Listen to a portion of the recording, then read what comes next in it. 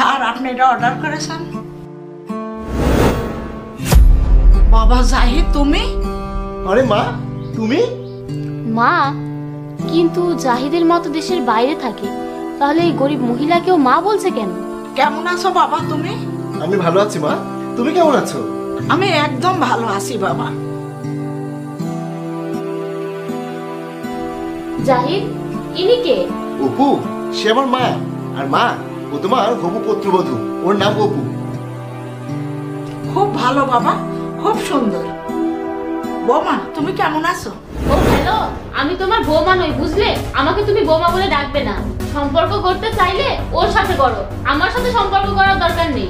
অপু, এসব কি? উনি আমার মা, আর তুমি মায়ের সাথে অভদ্রভাবে কথা বলছো? মায়ের সাথে কি এভাবে কথা বলে নাকি? আরে বাবা কোনো সমস্যা নেই, ও এখনো ছোট, ওর কথায় আমার খারাপ লাগেনি।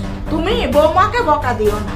জাহিদ, তাকে বলো আমাকে যেন বৌমা না বলে, তা না হলে কিন্তু ভালো হবে না। অপু চুপ করো, সে আমার মা, তার মানে সে তোমারও মা। এভাবে তো মায়ের সাথে কথা বলে?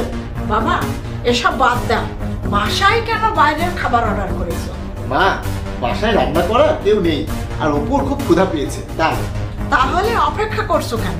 ওটা আমার কাছে দাও, আমি খাবার রেডি করছি, তোমরা বসো। কিন্তু মা, তোমার তো খুব ভালো পরিবার ছিল, তুমি তোমার পরিবার নিয়ে তো ভালোই ছিলে, কিন্তু এসব কি? আর তোমার চেহারা এই অবস্থা হয়েছে কেন? কিছু না বাবা, আমার পুত্রবধূ বাড়িটা তার নামে করে নিয়েছে। সব সম্পত্তি নেওয়ার পর আমাকে বাড়ি থেকে বের করে দিয়েছে। আমাকে তো দুবেলা রোজগার করে খাওয়া লাগবে, আর আমার শ্বশুর বাড়ি থেকে আমার নামে ছোট একটা বাড়ি দেওয়া হয়েছিল, আমি সেখানেই থাকি, আর এই কাজ করে নিজে চলছে। আরে মা, এইসব হয়েছে আর তুমি আমাকে একবারও বলোনি? তোমার তো আমাকে অন্তত একবার ফোন করার দরকার ছিল। আমি অবশ্যই কল করতাম, আমার কাছে তোমার নম্বর ছিল না। আর তুমি তো জানোই, যখন হঠাৎ করে সমস্যা হয় মাথায় কোনো কাজ করে না। আর আমার মনে হয়েছিল আমার নিজের ছেলে যখন আমাকে ঘর থেকে বের করে দিয়েছে, আর অন্য ছেলের কাছ থেকে আমি কি আশা করব, আর সেই জন্যই। আরে মা, তুমি এসব কথা বলছো কেন? আর আমাকে তুমি অপরিচিত বলছো কেন? আমি তো তোমার ছেলের মতোই, আর তুমি আমার মায়ের মতো। আরে তুমি এসব কি নিয়ে কথা বলতে শুরু করেছো? আমি তোমাদের খাবার দিই, বসো।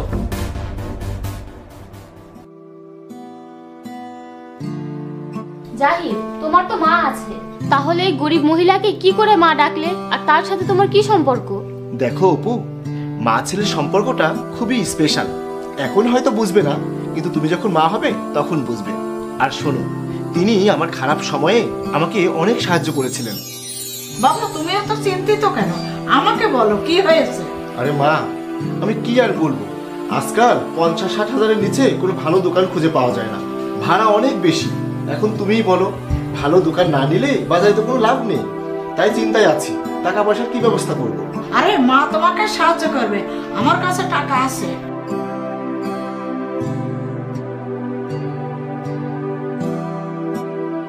এই না, এটা তোমার কাজে লাগবে, রাখো। তোমার চিন্তা করার কোনো প্রয়োজন নেই, যতদিন তোমার মা সাথে থাকবে। কিন্তু মা, তুমি এত টাকা কোথা থেকে পেলে? আরে বাবা তুমি তো জানো, আমাদের পুরানো বাড়ি থেকে ভাড়া আসে, সেই টাকা কেউ নেয় না। আমার কাছে এত টাকা আছে, আমি এই টাকা দিয়ে কি করব? আজ আমার ছেলের কাজে লেগেছে, তাই না?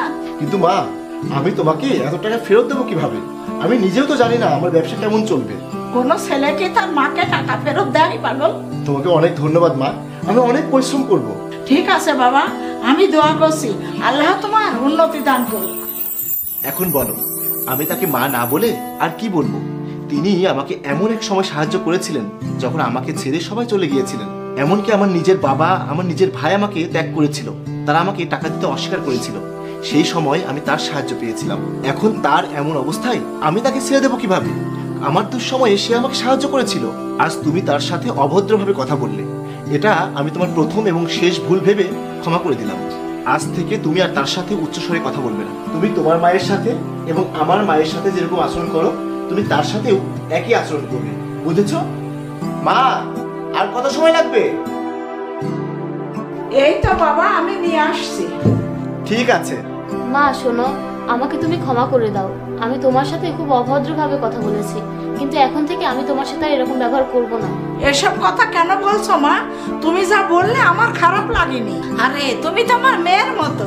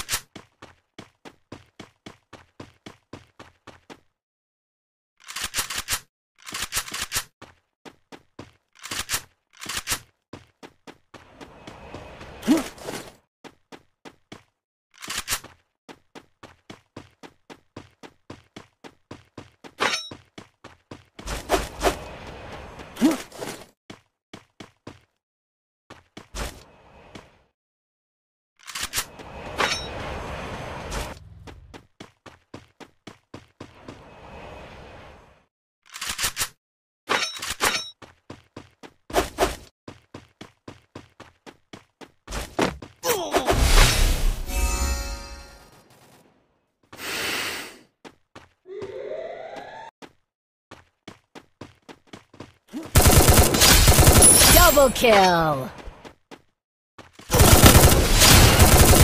Triple kill.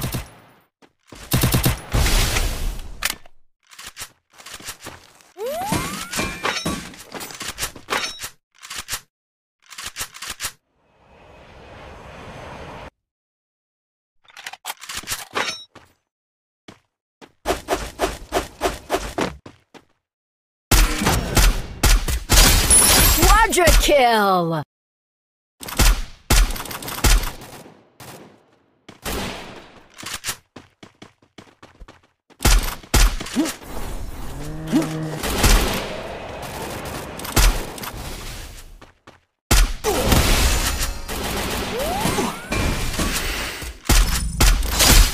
Dominating.